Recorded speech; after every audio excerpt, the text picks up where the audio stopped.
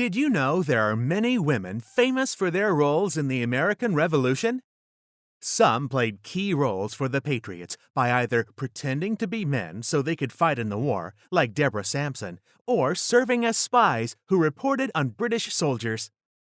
For example, Lydia Darrah was a Philadelphia Quaker turned spy who prevented an attack in Pennsylvania by eavesdropping on a secret British meeting held in her home.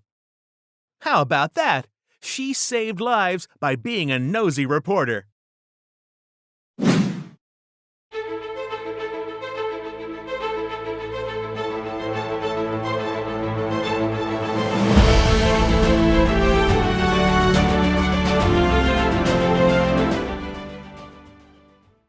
The American Revolution. What inspired colonists to go to war against England, one of the most powerful armies in the world? Throughout this video series, we will be looking at how early America often struggled as it expanded geographically and developed politically, economically, and socially. An example of geographic expansion is when America's borders were maintained or grew either through war or treaty. An example of political struggle is when policies are created that either restrict or increase the federal government's powers, states' powers, and citizens' rights. Economic struggles include when business and trade policies are restricted, economic opportunities are not equal, or established labor systems limit people's rights. Lastly, we'll be looking at social and cultural development, or how America struggled with inclusion and ensuring rights for all its citizens. This video will detail Section 1. Geographic Expansion. In order to win land west of the Appalachian Mountains, colonists fought alongside England in the French and Indian War. Section 2. Political and Economic Development. How events that led to the American Revolution inspired colonists to develop political and economic independence. Section 3. Social and Cultural Development. How colonists often debated but developed a cultural identity that was often fostered by a common rival and an independent spirit.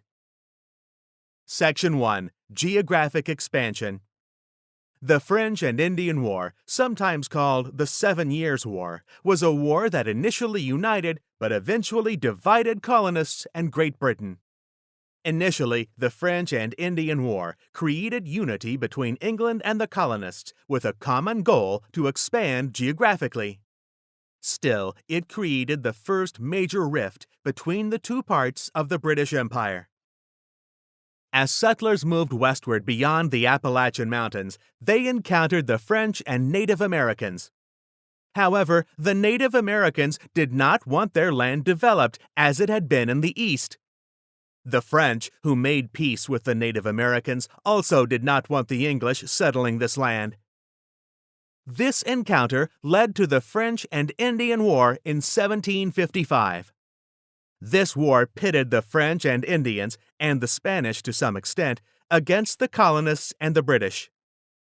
In 1763, the First Treaty of Paris settled this conflict. According to the treaty, the French gave Canada and all their lands east of the Mississippi to the British. The Spanish had to give up Florida as well. It was a major victory for the British, but it came at a high financial cost. Britain was in debt, and they expected the colonists to help pay for the war. Money wasn't the only challenge Britain faced after the war. They couldn't afford to provide protection from the Native Americans across all the newly gained lands. And the Native Americans were angry. They were worried that the colonists would push them out, a reasonable fear. So, several tribes around the Great Lakes united under Chief Pontiac and fought against the colonists to prevent the loss of more territory. Finally, in an attempt to keep the peace and prevent another war, the British issued the Proclamation of 1763, which made it illegal for British colonists to settle west of the Appalachian Mountains. It was meant to reassure the Native Americans. This new law angered the colonists, since they had sacrificed for the precise reason to be able to colonize the land west of the Appalachians, but were forbidden to use it. However, the British did not really enforce the law, so colonists continued to push west. This resulted in worsening relations between the colonists and both the Native Americans and the British. What did the British gain from winning the French and Indian War? California, Canada and Florida, the Rocky Mountains, Alaska.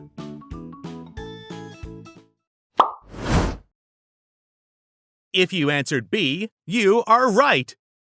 The French had to give up British Canada and their land east of the Mississippi, while the Spanish had to give up Florida.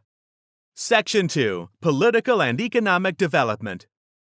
Events that led to the American Revolution inspired colonists to develop political and economic independence. The French and Indian War united the colonists in a new way by giving them a common enemy. American colonists also started to change their expectations of the British king and Parliament. They expected the British to protect them and their rights. This led to anger and resentment when the British failed to live up to those expectations. The economic pressures of the French and Indian War also disrupted the relationship between the colonists and the British. Going to war costs a lot of money. Parliament, which is the English lawmaking body, believed that the colonists should pay part of the costs. Therefore, in 1765, Parliament passed the Sugar Act to raise the needed funds. This act placed a tax and added costs to the government on all sugar products shipped to the colonies. Sugar and molasses now became more expensive. These were products that everyone used. Colonists were not happy. When the sugar tax did not raise enough funds, a new tax, the Stamp Act of 1766, was enacted. This was a new tax on all legal, governmental, and commercial documents. This included such items as wills, contracts, newspapers, licenses, and playing cards. Parliament viewed the tax as a small price to pay for British protection. But the colonists believed the taxes were an offense against their rights, and only their own colonial or local assembly should tax them. They also did not like the idea that Parliament had repeatedly taxed them without their agreement. Since the colonists had no representative to speak for them in Parliament, they couldn't give that consent. Ever heard the phrase, "no taxation without representation"? That saying is rooted in the colonists' growing disdain for their mother country, England. The colonists decided to send a message to Parliament by boycotting, refusing to buy the taxed products. Through the boycott, England would not earn tax money, and the merchants and ship owners would not receive their income from products sold in the colonies. This led merchants and ship owners to voice their complaints about the taxes. Colonists hoped this would add pressure for Parliament to cancel the acts. Their strategy worked. Parliament repealed the acts, but this was not the end of taxation. However, the French and Indian War debt still loomed, and the British were determined to have the colonists help pay for their protection. But of course, Parliament tried again. They passed the Townshend Acts of 1767. This new series of taxes was placed upon items imported into the colonies. Items such as glass, paper, paint, lead, and tea would now be taxed, which meant they now cost more. But these weren't just taxes. The Townshend Acts made it legal for British soldiers to enter homes and places of business to look for items that had not been taxed. They used this power to seize smuggled goods and prosecute smugglers. These acts infuriated the colonists, as they believed this to be an unjust tax and an insult against their privacy and natural rights. Like the other acts before it, the Townshend Acts would be repealed by Parliament, except for the tax on one item, tea. But English Parliament still wasn't done. In 1773, they passed the Tea Act, taxing tea. While tea is not everyone's drink of choice now, back then it was the most popular beverage and served as a strong reminder of the colonists' cultural heritage with England. The tea tax led to the Boston Tea Party, a dramatic protest in which colonists called themselves the Sons of Liberty, dressed up as Native Americans, and dumped 342 chests of tea into the harbor. As punishment, Parliament passed a series of laws called the Intolerable Acts, or the Coercive Acts if you're British. By this time, the colonists had plenty of reasons to be angry with Parliament and saw themselves having separate and conflicting economic interests from Britain. As Thomas Paine put it in his famous pamphlet that circulated to the colonies, "Nothing but independence can keep the peace of the continent. A government of our own is our natural right." Which of these items was not taxed by the British in the American colonies? Sugar, paper goods, drinking water, tea. If you answered C, you are right. The British taxed a huge number of consumer goods, from paper and sugar to tea and glass. But they never found a way to tax water. Section 3. Social and Cultural Development. Colonists often disagreed but developed a cultural identity that was often fostered by a common rival and an independent spirit. As the colonies grew, the diverse and separate groups of settlers increasingly shared common social and cultural interests. Education and literacy became a necessity for success and advancement, as this was a common goal throughout the colonies. Opportunities for economic advancement and land ownership also increased. This reduced the differences between rich and poor colonists, but did not dissolve the differences between colonists and the British. Before and during the American Revolution, the American colonists had to decide whether to support the War for Independence, Patriots, or remain loyal to the British, ruled by King George III, Loyalists. Some Americans could not decide which side to choose and remained neutral even during the war. Many American colonists, however, did choose sides. Most patriots supported independence because they felt that British laws imposed on the American colonies violated their rights as British citizens. Many patriots lived in the northern New England colonies, especially Massachusetts. Most loyalists who opposed independence tended to be wealthy landowners, Anglican clergymen, or people with close business or political ties to Britain. There was a high concentration of loyalists in New York City and the southern colonies. Many loyalists agreed that the American colonists had suffered at the hands of the British, but they hoped that a peaceful arrangement with the British government was possible. Moreover, the Loyalists believed that separation from England would be disastrous for business because England provided them with a market for their goods and protected their trade on land and sea. Patriots sometimes organized into groups to work against the British. For example, men formed the Sons of Liberty, a secret society whose goal was to disrupt British policies and laws. They came together on the night of December 16, 1773. Their mission, known as the Boston Tea Party, was to unload all of the tea on ships in Boston Harbor. During the raid, some of the Sons of Liberty dressed as Native Americans in order to hide their identity. After all, this action was treason. They did not want to be recognized by the British or its sympathizers. The raid took several hours as they threw 342 chests of tea into the seawater, thus destroying the British tea and its profits. Women also formed the Daughters of Liberty. This group tended to work more behind the scenes, organizing boycotts. They also held spinning bees to create textiles to make up for shortages caused by these boycotts. The Sons and Daughters of Liberty were both instrumental in stoking any British ideas in the rebellious colonies.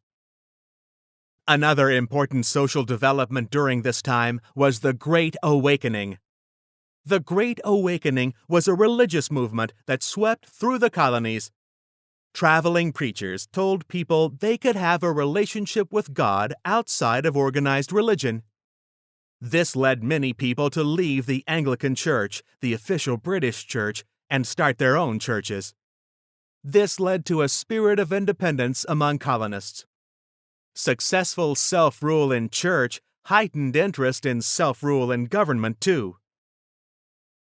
All 13 colonies, except Georgia, finally came together to discuss their political options at the First Continental Congress in October 1774. Congress decided to declare the Intolerable Acts null and void. They set up an association to enforce an embargo on British trade. It called on each colony to begin training soldiers. By the time the Second Continental Congress convened in July 1776, 12 out of 13 colonies were ready to vote for independence. In fact, the battles of Lexington and Concord had already taken place. Nevertheless, the Declaration of Independence was adopted, officially declaring independence. Thus, the American Revolution had begun. To your knowledge, who most likely said it, a patriot or a loyalist? The more the people are discontented with the oppression of taxes, the greater the need the prince has of money to distribute among his partisans and pay the troops that are to suppress all resistance and enable him to plunder at pleasure. Based on the content of his quotation, was he a patriot or a loyalist? That's right. It was a patriot, Benjamin Franklin. He's talking about the unfair taxes levied by the British against the colonists. Let's try it again. Americans were convinced in their own minds that they were very miserable, and those who think so are so. There is nothing so easy as to persuade people that they are badly governed. Take happy and comfortable people and talk to them with the art of the evil one, and they can soon be made discontented with their government, their rulers, with everything around them, and even with themselves. That's right, it was a loyalist, Thomas Hutchinson. He was the governor of Massachusetts. Let's try one last time. If the British administration and government do not return to the principles of moderation and equity, the evil which they profess to aim at preventing by their own rigorous measures will the sooner be brought to pass, the entire separation and independence of the colonies. That's right, it was a patriot, Samuel Adams. He was a member of the Sons of Liberty and a representative at the Continental Congress. Today, the population of the United States is still debating intensely about political policy, and taxes passed by the government are still constantly discussed by our elected leaders. Consider this. If you were a colonist in the early 1700s, what might encourage you to agree with loyalists or patriots?